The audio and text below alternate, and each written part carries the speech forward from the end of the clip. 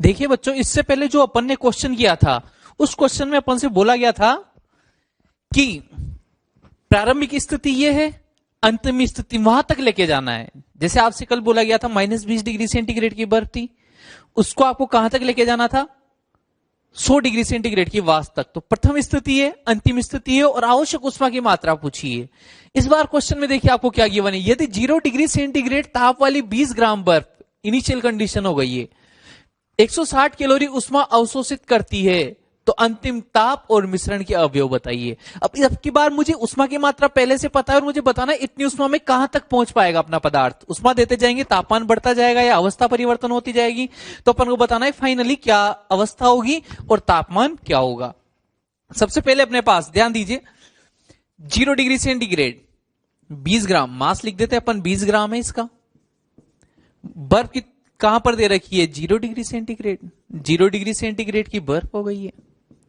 अब 0 degree centigrade की बर्फ को अगर आप सबसे पहले उष्मा दोगे तो क्या होगा? तापमान तो बढ़ नहीं सकता, क्योंकि 0 डिग्री सेंटीग्रेड क्या है? इसका मेल्टिंग पॉइंट है, इसका गलनांक बिंदु है। तो जैसे अपन इसको उष्मा देंगे तो पहले बर्फ किस में परिवर्तित होगी? पानी में परिवर्तित होगी। तो 0 डिग्री सेंटीग्रेड का पानी बन जाएगा, पहले 0 डिग्री सेंटीग्रेड का जल बन जाएगा।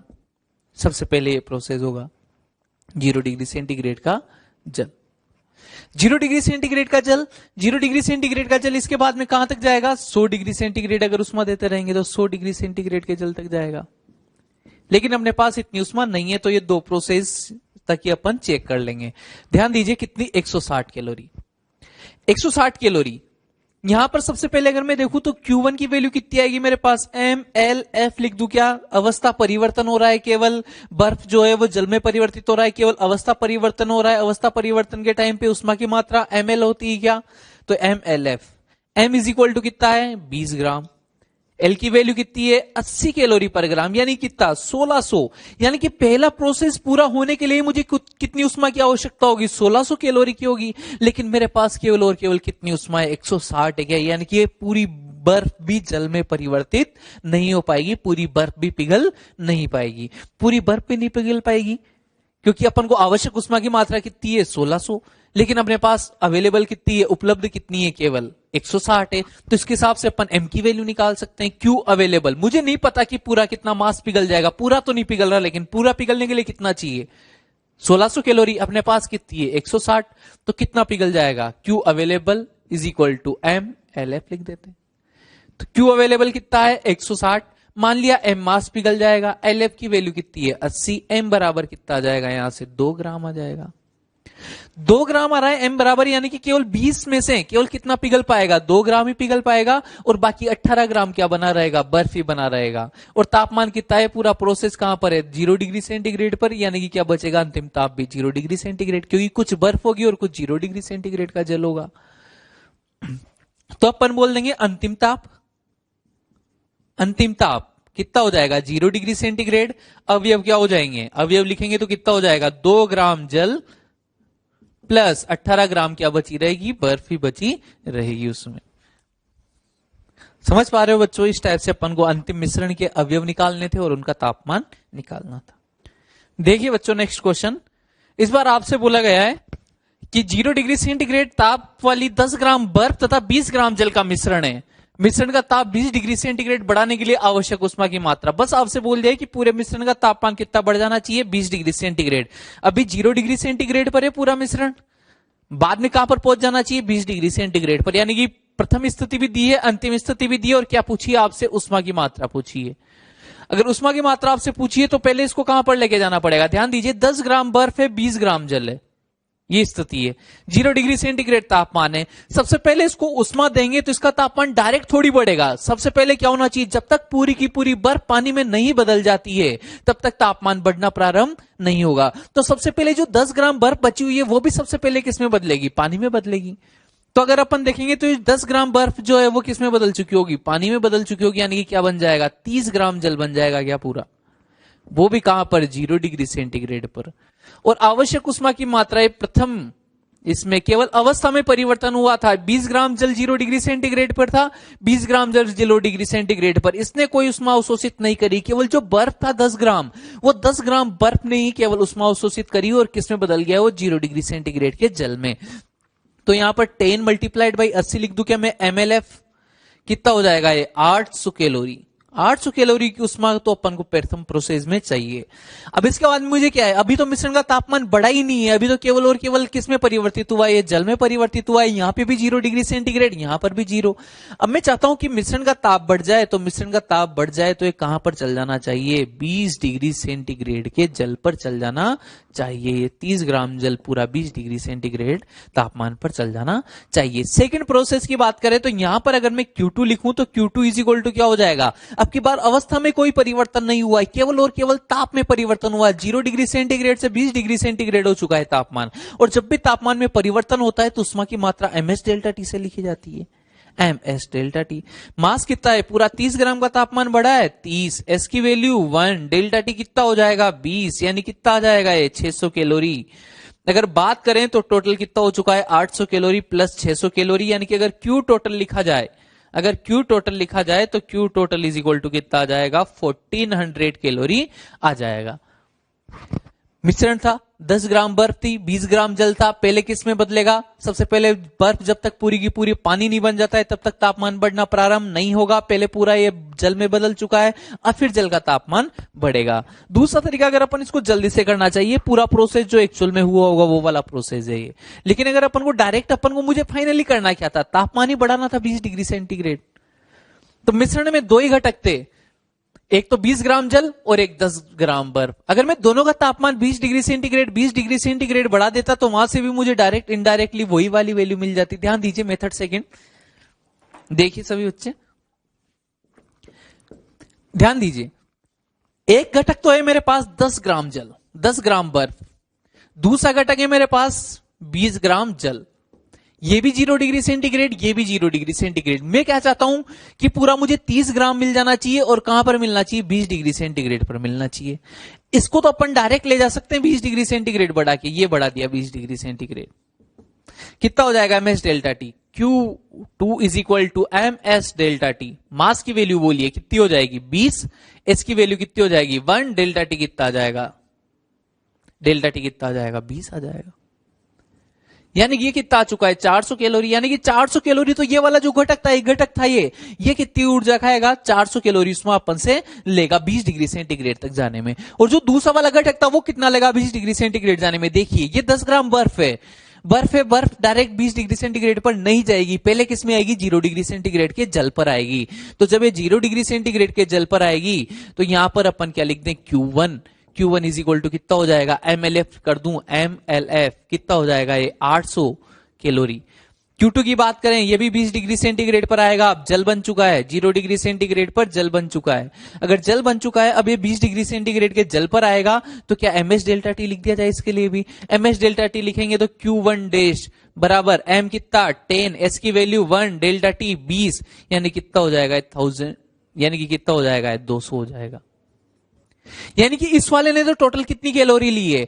1000 कैलोरी ली है। इस वाले ने कितनी ली है? 400 कैलोरी ली है। तो Q टोटल यहां से भी बता सकते थे अपन, Q total is equal to कितना आ जाएगा? 1400 कैलोरी आ जाएगा। एक्चुअल में प्रोसेस ऐसा हुआ होगा, पहले 10 ग्राम बर्फ किसमें बनी होगी? 10 ग्राम जल में कन्वर्ट हुई होगी, फिर पूरा 30 ग्राम जल होने के बाद फिर तापमान बढ़ने लगा होगा। लेकिन अपन को तो फाइनली चाहिए कि इस जल्दी सोल्व करना है अपन को कि इसको 20 डिग्री सेंटीग्रेड पर लाना है। 20 डिग्री सेंटीग्रेड पर लाना है तो ये 0 डिग्री सेंटीग्रेड वाला जल डायरेक्ट आ जाएगा ms डेल्टा टी।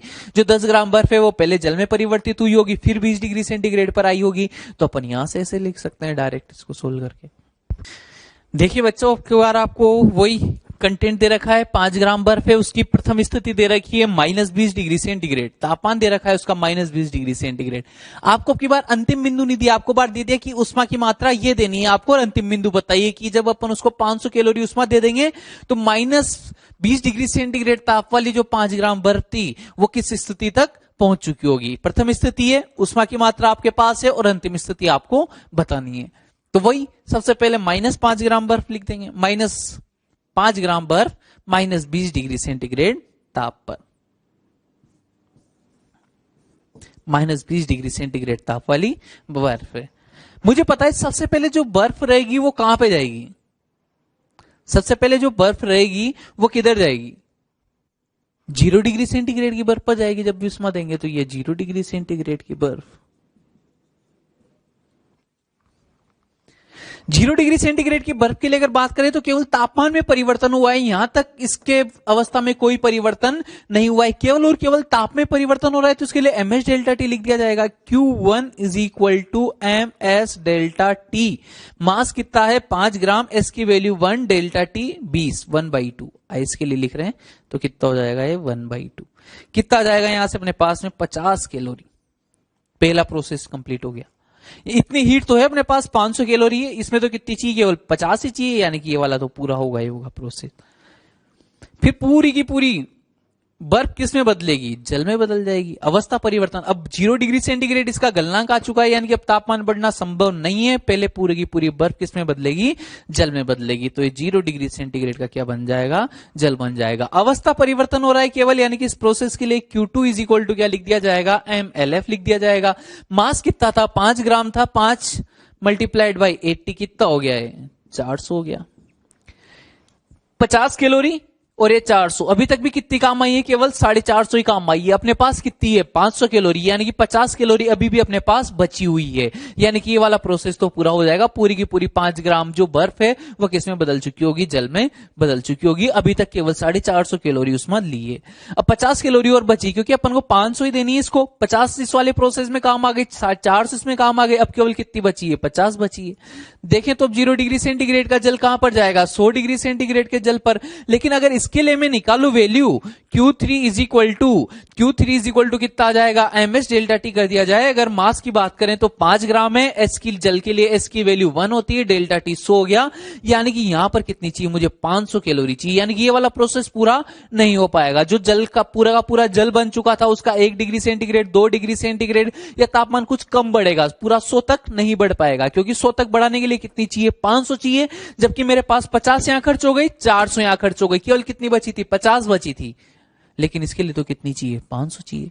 यानी कि ये वाला प्रोसेस पूरा नहीं हो पाएगा। और ये वाला प्रोसेस पूरा नहीं हो पाएगा तो यानी कि पूरा 100 डिग्री सेंटीग्रेड तक वो नहीं पहुंच सकती। अब अपने पास यानी कि पूरा नहीं पहुंच सकती, तो फिर यहां से अपन को क्या लिखना होता है, Q available is equal to ms delta T. ध्यान रखिए जब भी यहां पर अगर मैं ms डेल्टा टी लिखता हूं ना, तो इसमें मुझे मास में सोचना नहीं कि कितना मास का तापमान यहां तक पहुंच जाएगा, ऐसा नहीं सोचना है। तापमान जब भी बढ़ेगा किसका बढ़ेगा, एक साथ पूरे के पूरे जल का बढ़ेगा। ऐसा नहीं होगा कि 2 ग्राम जल का तापमान बढ़ रहा हो, बाकी का 3 ग्राम ठंडा पड़ा रहेगा, पूरे के पूरे का। यानी कि जब भी तापमान बढ़ने वाला फॉर्मूला लगाते हैं अपन, Q is equal to ms delta T, तो यहां पर m क्या लिखना चाहिए अपन को, पूरा मास आएगा, m संपूर्ण, m संपूर्ण। जबकि इससे पहले वाला जो क्वेश्चन आपको याद होगा, अपन ने किया था कि एक क्वेश्चन किया था अपन ने इसके जस्ट पहले या जस्ट पहले के पहले किया होगा वो क्वेश्चन कि कितना ग्राम बर्फ बन जाएगा या अंतिम अवयव क्या होंगे, अंतिम अवयव वाला क्वेश्चन किया था। वहां पर अपन ने Q available is equal to mLF लिखा था। LF की वैल्यू फिक्स होती है 80 और अपन ने M की वैल्यू निकाली थी कि कितना बर्फ पिघल जाएगा। क्योंकि जो बर्फ पिघलता है तो पहले 1 ग्राम पिघलता है, 2 ग्राम पिघला, फिर 3 ग्राम पिघला, फिर 1 ग्राम और पिघला, फिर 1 ग्राम और पिघला, ऐसे धीरे धीरे पिघलता है। लेकिन जब अगर किसी का ताप बढ़ता है तो ताप क्या होता है, एक साथ बढ़ता है। इसलिए मास नहीं निकालना है अपन को, मास तो मुझे पता है, जब भी तापमान बढ़ेगा तो पूरे के पूरे 5 ग्राम का एक साथ बढ़ेगा। तो यहां पर क्या लिख दिया जाए, Q अवेलेबल। अगर Q अवेलेबल लिखेंगे तो Q available is equal to कितना है अपने पास में, 50 बचा है केवल। 450 वेस्ट हो चुका, 450 2 प्रोसेस में काम आ चुका है, अब केवल 50 बचा है।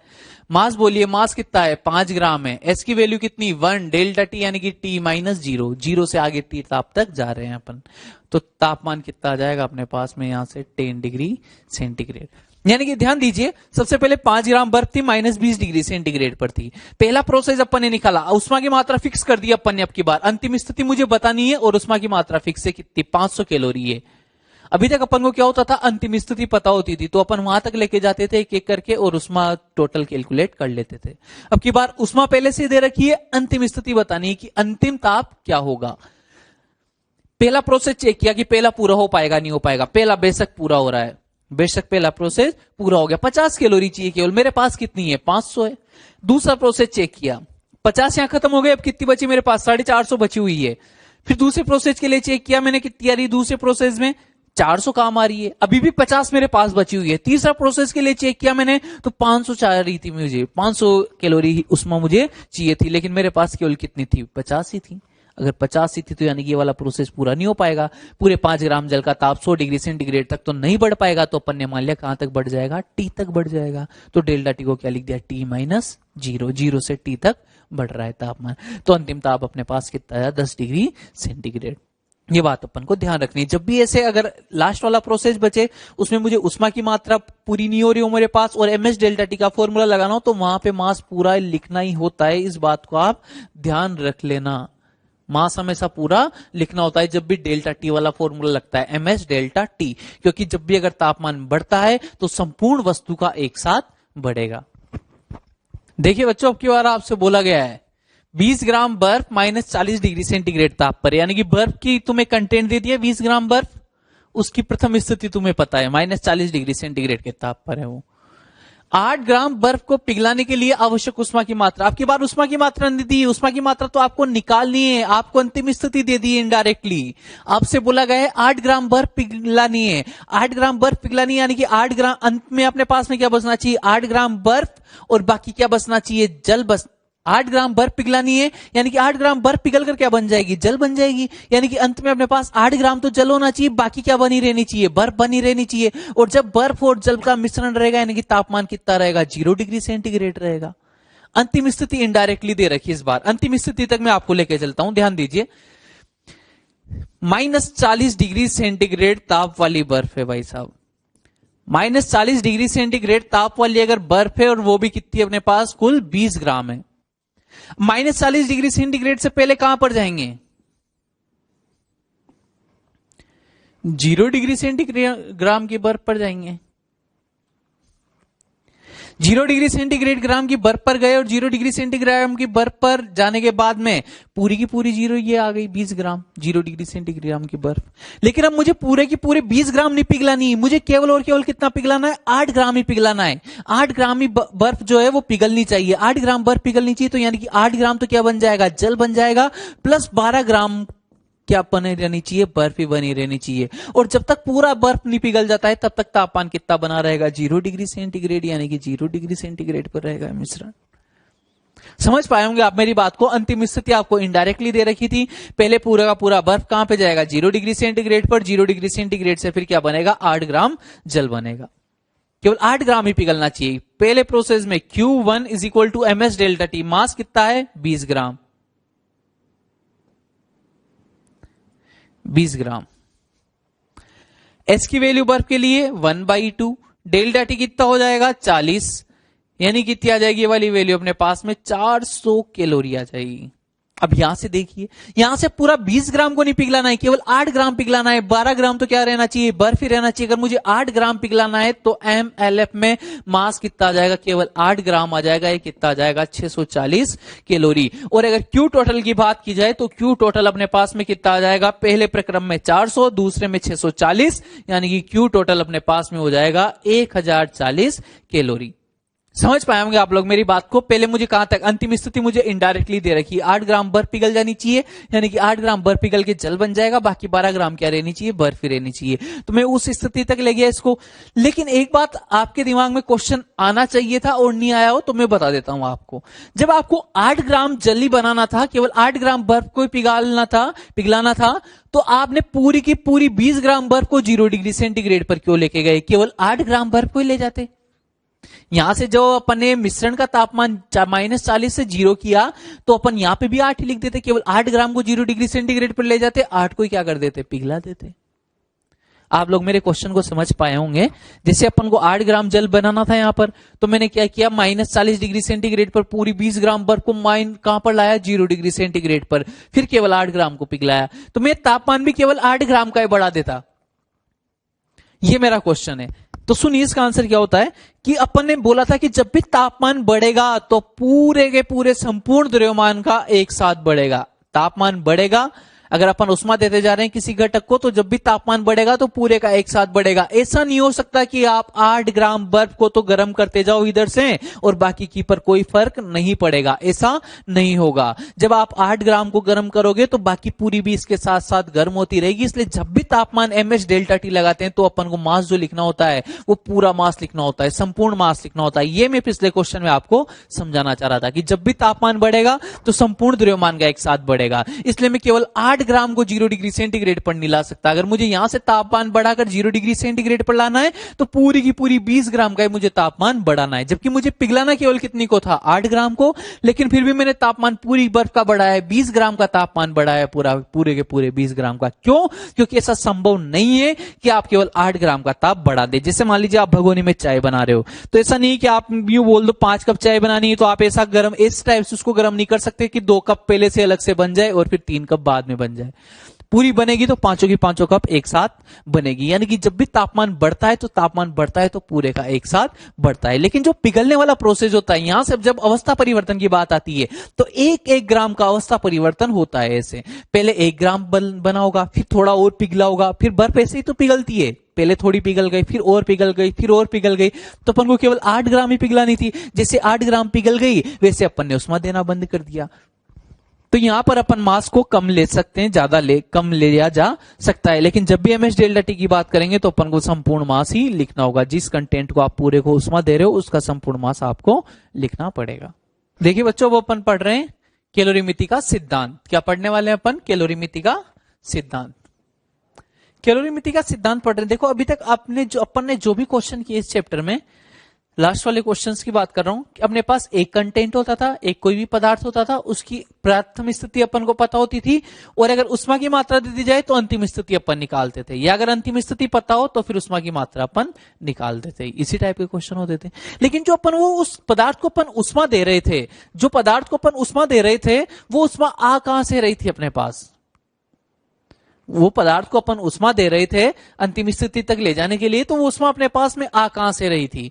तो वो उष्मा कहां से आती है कि अपन एक ज्यादा तापमान वाली वस्तु के साथ मिक्स करते हैं। तो जो ज्यादा तापमान वाली वस्तु है वो उष्मा क्या करती रहती है? रिलीज करती रहती है। और वो कम तापमान वाली वस्तु उष्मा को क्या करती रहती है? ग्रहण करती रहती है। और ऐसा प्रोसेस तब तक चलता रहेगा जब तक दोनों वस्तुएं समान ताप पर नहीं आ जाती। जैसे मान लीजिए सपोज मैंने एक 50 ग्राम की वस्तु ली, एक 20 ग्राम की वस्तु, एक 50 डिग्री सेंटीग्रेड वाली वस्तु ली, एक 20 डिग्री सेंटीग्रेड वाली वस्तु ली। मैंने कैलोरीमिति में दोनों को मिला दिया। 50 डिग्री सेंटीग्रेड जिसका तापमान ज्यादा है वो उष्मा क्या करेगी? मुक्त करेगी या रिलीज करेगी। और जिसका तापमान कम है वो उष्मा को ग्रहण करेगी या एब्जॉर्ब करेगी। और ऐसा तब तक होता रहेगा जब तक कि दोनों का तापमान समान ना हो जाए। जैसे दोनों का तापमान समान यानी कि तापीय साम्य आ जाएगा, यानी कि उसमें साम्य आ जाएगा और उष्मा का कोई प्रवाह नहीं होगा। ये बात अपन को ध्यान रखनी है। जैसे आप लोग समझ लीजिए जैसे 5 ग्राम बर्फ है और 25 ग्राम जल है, ये भी 0 डिग्री सेंटीग्रेड पर, ये भी 0 डिग्री सेंटीग्रेड पर। अगर ये भले से ये बर्फ है और ये जल है, लेकिन अगर दोनों का तापमान समान है तो दोनों के बीच में हीट का कोई एक्सचेंज नहीं होगा, कोई उष्मा का इनके बीच में आदान प्रदान नहीं होगा। यहां पर अपन लिख सकते हैं नो हीट एक्सचेंज।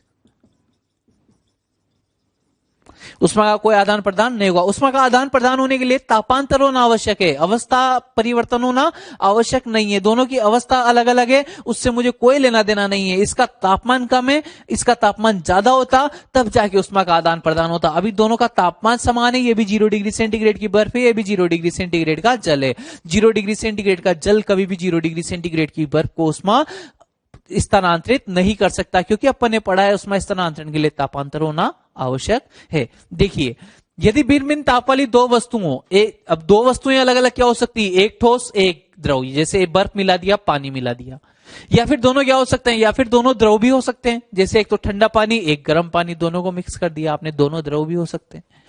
को मिलाने पर उष्मा का प्रवाह निरंतर उच्च ताप की वस्तु से किधर होगा? निम्न ताप की वस्तु। अंत में दोनों वस्तुएं समान ताप पर आ जाती है। उष्मा का प्रवाह तब तक ही होता रहेगा जब तक दोनों वस्तुएं समान ताप पर नहीं आ जाए। जिससे समान ताप पर आई तो उष्मा का परिणामी प्रवाह होना क्या हो जाएगा? बंद हो जाएगा। देखिए उच्च ताप की वस्तु उष्मा मुक्त करती है, वह निम्न ताप की वस्तु उष्मा ग्रहण करती है। और इसी को अपन क्या बोलते हैं? कैलोरीमिति का सिद्धांत बोलते हैं। और कैलोरीमिति क्या होती है? कैलोरीमिति एक ऐसी युक्ति है जो बाहर से उष्मा न तो अंदर आने देगी और न अंदर वाले चीजों की उष्मा बाहर जाने देगी। यानी कि अपन बोल सकते हैं जितनी उष्मा गर्म वाली वस्तु ने मुक्त करी होगी उतनी ही उष्मा ठंडी वाली वस्तु ने ग्रहण करी होगी। तो कैलोरीमिति का जो महत्वपूर्ण प्रिंसिपल है, कैलोरीमिति का महत्वपूर्ण प्रिंसिपल यही होता है, महत्वपूर्ण सिद्धांत, Q मुक्त बराबर क्या लिखना होता है अपन को? Q ग्रहण। ग्रहण कौन करेगा? जिसका तापमान कम होगा। मुक्त कौन करेगा? जिसका तापमान ज्यादा होगा। लेकिन मुक्त की गई उष्मा बराबर क्या रहेगी? ग्रहण की गई उष्मा रहेगी। और यह प्रोसेस तब तक चलता रहता है जब तक कि दोनों का तापमान समान स्थिति पर नहीं आ जाता है। देखिए बच्चों, दो द्रवों को मिश्र कर रहे हैं अपन, एक ठोस एक द्रव को भी मिला सकते थे या फिर दोनों द्रव को भी मिला सकते हैं। तो अब की बार अपन ने दो द्रवों का मिश्रण लिया है। पहले वाले द्रव का द्रव्यमान m1, विशिष्ट उष्मा S1, तापमान T1। दूसरे वाले के लिए M2H2 T2 है। और मुझे गया गया T1 का ग्रेटर देन क्या है? T2 है। T1 वाला जो तापमान है वो ज्यादा है, T2 वाला तापमान कम है। मुझे पता है जब ये उष्मा देगा, जो ज्यादा तापमान वाला है वो उष्मा को क्या करेगा? मुक्त करेगा। उष्मा को मुक्त करेगा और उसका तापमान घटते घटते कितना हो जाएगा? T मिश्रण हो जाएगा।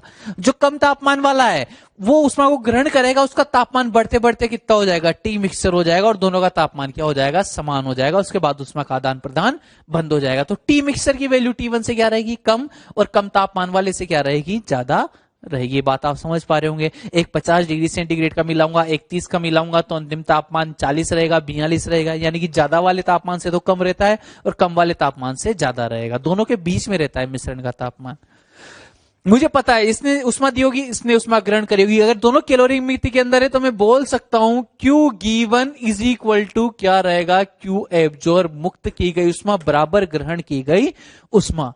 मुक्त की गई उष्मा, तापमान, इसके लिए क्या लिख दूं? तापमान परिवर्तन हो रहा है यानी कि M1 S1 delta T, delta T की जगह T1 माइनस टी मिक्सर लिख देंगे क्योंकि मुझे पता है T1 ज्यादा रहेगा टी मिक्सर से।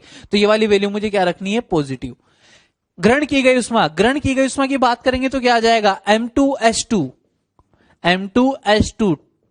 टी मिक्सचर माइनस T2, ये लिखा जाएगा क्योंकि टी मिक्सचर ज्यादा रहेगा, T2 क्या रहेगा? कम रहेगा। तो यहां से मुझे टी मिक्सचर निकालना है, मिश्रण का अंतिम ताप ही तो अपन को निकालना है। तो टी मिक्सचर वाली टर्म को एक तरफ, बाकी सारी टर्म को दूसरी तरफ, यानी कि M1S1 T1, M2H2 T2, ये दोनों टर्म एक तरफ। M1 S1 T1 ये नेगेटिव आएगा, इधर आके पॉजिटिव हो जाएगा। M2H2 T2 is equal to, ये मिक्सर वाली टर्म जो है नेगेटिव है, उधर जाके क्या हो जाएगी? पॉजिटिव, इधर वाली भी पॉजिटिव। टी मिक्सर दोनों में से कॉमन आएगा तो M1 S1 प्लस M2H2 और ये क्या हो जाएगा? T mixer. सिंपल कैलकुलेशन है। टी मिक्सर की वैल्यू निकाले यानी कि इसको क्या कर दिया जाए? डिवाइड कर दिया जाए। तो यहां से जो अपने पास में टी मिक्सर आएगा, T mixer is equal to M1 S1 T1 plus M2H2 T2 upon M1 S1 plus M2H2, ये वाली वैल्यू आएगी क्या अपने पास में टी मिक्सर की। लेकिन ये फॉर्मूला केवल तभी वैलिड है जब आप दो द्रव को मिलाते हो। एक ठोस एक द्रव मिला दिया तो नहीं चलेगा, एक द्रव एक वाष्प मिला दी तो नहीं चलेगा, दोनों द्रव होने चाहिए। तो M1 S1 T1 plus M2H2 T2 upon M1 S1 plus M2H2, जिसका फॉर्मूला एल्फा का आता था अपने पास, alpha is equal to, alpha equivalent निकाला था अपन ने, दो छड़ को ऐड करते हैं अपन, L1 alpha 1 plus L2 alpha 2 upon L1 plus L2, ऐसा ही फॉर्मूला ये है। यदि मान लीजिए दो द्रव समान हो, यदि द्रव समान हो, द्रव समान होने का क्या मतलब हुआ कि दोनों की विशिष्ट उष्माएं भी क्या होगी? समान। पहला भी पानी दूसरा भी पानी, एक ठंडा पानी दूसरा गर्म पानी, लेकिन है तो दोनों पानी, दोनों के लिए विशिष्ट उष्मा कितनी रहेगी? एक ही रहेगी। यानी कि दोनों के लिए अपन लिख, दोनों द्रव समान हो तो यहां से क्या हो जाएगा? S1 is equal to H2 is equal to S। इसकी जगह भी S लिख दूं, इसकी जगह भी S, S, तो ऊपर से भी S कॉमन आ जाएगा, नीचे से भी S कॉमन आ जाएगा, कैंसिल आउट हो जाएगा। यानी कि यहां से जो टी मिक्सर अपने पास में आएगा, T mixer is equal to M1 T1 plus M2 T2 upon M1 plus M2। ध्यान रखिए इसमें टी क्या आ रहा है? सिंगल आ रहा है, इसलिए टी किस में रखना चाहिए? अपन को केल्विन में रखना चाहिए। लेकिन यहां पर टी डिग्री सेंटीग्रेड में चलेबल होगा, ये बात आपको ध्यान रखनी है, क्योंकि अपन ने जब डेरिवेशन करना स्टार्ट किया था यहां पर डेल्टा टी लिखा हुआ है, यहां पर भी क्या लिखा हुआ है? डेल्टा टी लिखा हुआ है। तो यानी कि जब भी डेल्टा टी लिखा होता है तो डिग्री सेंटीग्रेड में हो चाहे केल्विन में हो, कोई दिक्कत वाली बात नहीं है। यानी कि यहां पर टेम्परेचर जो सब होंगे डिग्री सेंटीग्रेड में चलेबल है, टेम्परेचर डिग्री सेंटीग्रेड में चलेगा, केल्विन में करो तो वो तो और सही रहता है, लेकिन डिग्री सेंटीग्रेड में भी चलेबल रहेगा, कोई दिक्कत वाली बात नहीं है, क्योंकि डेरिवेशन कहां से स्टार्ट हुआ था, डेल्टा टी से ही स्टार्ट हुआ था। तो यहां पर ये नहीं सोचना है कि टी सिंगल आ रहा है, जब भी अकेला टी आता है तब तो अपन को केल्विन में पुट करना होता है, जब तापांतर हो तभी डिग्री सेंटीग्रेड में पुट करते हैं। यहां पर तापांतर ही था, तापांतर में अपन वैल्यू यहां पर डिग्री सेंटीग्रेड में लिख सकते हैं, डिग्री सेंटीग्रेड में लिख सकते हैं, उसी को डेराइव करते हुए अपन यहां पर पहुंचे। तो इस फॉर्मूले में तापांतर है, इसलिए डिग्री सेंटीग्रेड में चलेबल रहेगा। देखिए बच्चों, दो द्रवों को मिश्र कर रहे हैं अपन, 200 ग्राम जल, 200 ग्राम जल, 20 डिग्री सेंटीग्रेड वाला, एक 80 डिग्री सेंटीग्रेड वाला है। जब अगर अपन दो द्रवों को मिक्स करते हैं तो कैलोरीमिति में जब भी दो द्रवों को मिक्स किया जाता है तो क्या अपने पास डायरेक्ट फॉर्मूला है क्या दो द्रवों को मिश्रण करने के लिए? Q given is equal to Q absorb करके अपन ने दो द्रवों के मिश्रण का फॉर्मूला निकाला हुआ है। T mixture is equal to M1S1 T1 plus M2S2 T2 upon M1S1 plus M2S2, वो वाला फॉर्मूला अपन अप्लाई कर देते हैं। लेकिन ध्यान दीजिए यहां पर जो दोनों द्रव है वो दोनों द्रव समान द्रव है क्या? इसकी विशिष्ट उष्मा, इसकी विशिष्ट उष्मा, दोनों जल है तो दोनों की विशिष्ट उष्मा भी क्या रहेगी, सेम रहेगी। S1 is equal to S2 is equal to S रहेगा। तो क्या इसके लिए डायरेक्ट वाला फॉर्मूला ये वाला हो जाएगा क्या? M1 T1 plus M2 T2 upon M1 plus M2 हो जाएगा। M1 की वैल्यू बोलिए 100 ग्राम, T1 की वैल्यू बोलिए 20 डिग्री सेंटीग्रेड, M2 की वैल्यू 200 ग्राम, T2 की value 80 degree centigrade. M1 plus M2 यानी कितना हो जाएगा 300। इसको सोल्व करेंगे अगर अपन तो 00 से तो 00 उड़ा देंगे, 20 और 180 अपॉन 3 यानी कितना आ जाएगा 60 डिग्री सेंटीग्रेड। इसको सोल्व करके देख सकते हो आप, कोई दिक्कत वाली बात नहीं है। तो टी मिश्रण कितना आ रहा है 60 डिग्री सेंटीग्रेड अपने पास में आ रहा है। ये दो द्रवों के मिश्रण के लिए डायरेक्ट फॉर्मूला आता है। द्रव समान हो गए तो S1 S2 भी लिखने की जरूरत नहीं है, वो भी क्या हो जाएंगे, कैंसिल आउट हो जाएंगे। दूसरी बात, यहां पर टी सिंगल था लेकिन डिग्री सेंटीग्रेड में चले बल रहा। क्यों चले बल रहा? क्योंकि जो इसका डेरिवेशन किया था अपन ने फॉर्मूले का, वो डेरिवेशन कहां से स्टार्ट होता है, MS डेल्टा टी से ही स्टार्ट होता है, इसलिए इस फॉर्मूले में डिग्री सेंटीग्रेड में तापमान चलेबल रहेगा। हाँ बच्चों देखिए, देखो अपन क्या क्या पढ़ चुके हैं अभी तक कैलोरीमेट्री के बाद में, कैलोरीमेट्री या हीट वाले चैप्टर में अपन क्या क्या पढ़ चुके हैं। पहले टाइप के जो क्वेश्चन अपन ने किए थे, पहले टाइप वाले क्वेश्चन किस टाइप के थे अपने पास, बता रहा हूं मैं आप लोगों को, कि जैसे आपको कोई कंटेंट दे दिया, 5 ग्राम बर्फ पे कहां पर है 0 डिग्री सेंटीग्रेड, इसको कहां पर लेके जाना है 100 डिग्री सेंटीग्रेड की वाष्प पर। पहले क्वेश्चन इस टाइप के थे जहां पर आपके पास केवल एक ही कंटेंट होता था, उसके लिए इनिशियल कंडीशन आपको गिवन, फाइनल कंडीशन आपको गिवन, तो आपको क्यू का अमाउंट निकालना था कि उष्मा की मात्रा कितनी रहेगी। या फिर आपको क्यू दे दिया जाता था तो आपको ये वाला अमाउंट निकालना रहता था कि अंतिम ताप क्या होगा या अंतिम घटक के अवयव वगैरह क्या होंगे। लेकिन तब आपके पास केवल एक ही घटक था, एक ही ऑब्जेक्ट था आपके पास, एक ही चीज था, एक ही कंटेंट थी, केवल 5 ग्राम पर। फिर उसके बाद में अपन ने देखा कि जो उष्मा अपन देते हैं, ये उष्मा देने के लिए अपन को क्या करना पड़ता है, एक ज्यादा ताप वाला कोई पदार्थ अपन को मिलाना पड़ता है, वो उष्मा देता है, और कम पदार्थ वाला, कम ताप वाला पदार्थ को उष्मा को ग्रहण करता है। फिर इसके बाद में अपन ने देखा कि जब दो पदार्थों को मिलाएंगे तो दो पदार्थ क्या हो सकते हैं, एक द्रव प्लस द्रव हो सकता है, या फिर क्या हो सकता है, द्रव प्लस ठोस हो सकता है। जब द्रव द्रव को मिलाएंगे तब अपन ने देख लिया कि अपन को कुछ भी करने की जरूरत नहीं है, डायरेक्ट टी मिक्सचर का फॉर्मूला लिखेंगे, M1S1 T1 plus M2S2 T2 upon M1S1 plus M2S2, ये वाला फॉर्मूला लिखेंगे अपन। लेकिन जब द्रव और ठोस को मिलाया जाएगा, एक द्रव है एक ठोस है, या दो अलग अलग स्टेट रहेगी, एक हो सकता है एक द्रव हो एक वाष्प हो, तो दो अलग अलग स्टेट को जब मिलाएंगे अपन, दो पदार्थ है, अब की बार पदार्थ कितने अपने पास में, दो है, और दोनों को अपन मिला रहे हैं, एक ज्यादा ताप पर रहेगा एक कम ताप पर रहेगा, ज्यादा ताप वाला उष्मा मुक्त करेगा, कम ताप वाला उष्मा ग्रहण करेगा। जब दोनों के तापमान इक्वल हो जाएंगे ना, लेकिन तब उष्मा का आदान प्रदान होना बंद हो जाएगा, क्योंकि तापीय साम्य आ जाएगा, उसमें साम्य आ जाएगा। तो अपन देखते हैं इस टाइप के क्वेश्चन को कैसे करते हैं अपन। जब आपके पास दो घटक हो, दोनों की अवस्था अलग अलग हो, एक बर्फ है तो दूसरा जल है, एक ठोस है तो दूसरा द्रव है, जब दोनों की अवस्था अलग अलग हो, ऐसे दो पदार्थ अगर आपने कैलोरीमिति में मिला दिए हैं, इनमें आपको अंतिम ताप व घटक बताना पड़ता है। जब दो घटक आप मिलाते हो, दो पदार्थ मिला रहे हो आप, तो आपको अंतिम ताप भी बताना है और अंतिम घटक भी बताना है कि मिश्रण में क्या क्या बचेगा और मिश्रण का तापमान कितना रहेगा। यह आपको दो पदार्थ दिए हुए हैं। अब देखिए इनको कैसे सोल्व किया जाता है। इनको सोल्व करने का एक फिक्स मेथड, इसमें दो ही टाइप के केस बनेंगे बच्चों अपने पास में, इसमें दो ही टाइप के केस बनेंगे। दो ही टाइप के केस कैसे बनेंगे मैं आपको बताता हूं, दो एग्जांपल ले रहा हूं मैं। सबसे पहले वाला एग्जांपल ये है, इसमें पहला केस है आपके पास, ध्यान दीजिए। सबसे पहले अपन सबको कहां पर लेके आएंगे, 0 डिग्री सेंटीग्रेड। अपन ने फिक्स कर लिया कि इसको भी 0 डिग्री सेंटीग्रेड पर लाएंगे, इसको भी 0 डिग्री सेंटीग्रेड के जल पर लेके आएंगे, इसको भी 0 डिग्री सेंटीग्रेड के जल पर, इसको भी 0 डिग्री सेंटीग्रेड के जल पर। अगर मैं इसको 0 डिग्री सेंटीग्रेड के जल पे लाऊंगा तो ये डायरेक्ट 0 डिग्री सेंटीग्रेड का जल ही बनेगा, क्योंकि 0 डिग्री सेंटीग्रेड के बर्फ पहले से ये जैसे उष्मा दूंगा किसमें परिवर्तित होगा, 0 डिग्री सेंटीग्रेड के जल में। यहां उष्मा की मात्रा, ये उष्मा की मात्रा है, Q इज इक्वल टू कितना हो जाएगा, M मल्टीप्लाइड बाय LF लिख दूं, M कितना है 10 mLF, Q is equal to कितना आ जाएगा, ये 80 कितना आ जाएगा, यानी कि 800 कैलोरी। इसको लेके आओ 0 डिग्री सेंटीग्रेड के जल पर। अगर इसको मैं 0 डिग्री सेंटीग्रेड के जल पर लाता हूं तो ये जल और ये भी 0 डिग्री सेंटीग्रेड का जल, अवस्था में कोई परिवर्तन नहीं हुआ, केवल और केवल ताप में क्या हो रहा है, परिवर्तन। ताप घट रहा है, यानी कि उष्मा को क्या कर रहा होगा, मुक्त कर रहा होगा। मुक्त की गई उष्मा Q गिवन कितना हो जाएगा, ms डेल्टा टी। जब भी ताप में परिवर्तन तो उष्मा की मात्रा ms डेल्टा टी से, अवस्था परिवर्तन तो ml से। मास कितना है 10 ग्राम, s की वैल्यू 1, डेल्टा टी 60, यानी कितना हो जाएगा 600 कैलोरी। ध्यान दीजिए उष्मा देने वाले ने अपन को कितनी दी है, 600 कैलोरी उष्मा दी है। अब 0 डिग्री सेंटीग्रेड के जल पर आ चुका है तो इसके बाद भी उष्मा देता रहेगा क्या, नहीं देता रहेगा, क्योंकि इसका तापमान भी 0 डिग्री सेंटीग्रेड हो चुका है और इधर पहले से तापमान कितना है, 0 डिग्री सेंटीग्रेड ही है पूरे इसका। तो जैसे इसका तापमान 0 डिग्री सेंटीग्रेड, इनका भी इधर वाले का भी तापमान 0 डिग्री सेंटीग्रेड, यानी कि तापीय साम्य आ जाएगा और उष्मा का आदान प्रदान होना बंद हो जाएगा। ये केवल 600 कैलोरी उष्मा दे सकता है आपको। तो Q गिवन कितनी है 600, लेकिन अपने पास अपन को इसको 0 डिग्री सेंटीग्रेड के इस पे लाने के लिए कितनी उष्मा चाहिए, केवल 800। लेकिन मुझे पता है जैसे इसका तापमान 0 डिग्री सेंटीग्रेड होगा अब ये उष्मा देगा ही नहीं, ये केवल 600 कैलोरी दे सकता है। और मुझे आवश्यकता कितने की है, 800 की है। अगर 800 कैलोरी इधर से मुझे मिलती तो यहां पर ये पूरा का पूरा बर्फ किस में बदल जाता, जल में बदल जाता। पूरे के पूरे बर्फ को जल में बदलने के लिए 800 कैलोरी उष्मा चाहिए, लेकिन अपने पास केवल कितनी है, 600 कैलोरी है।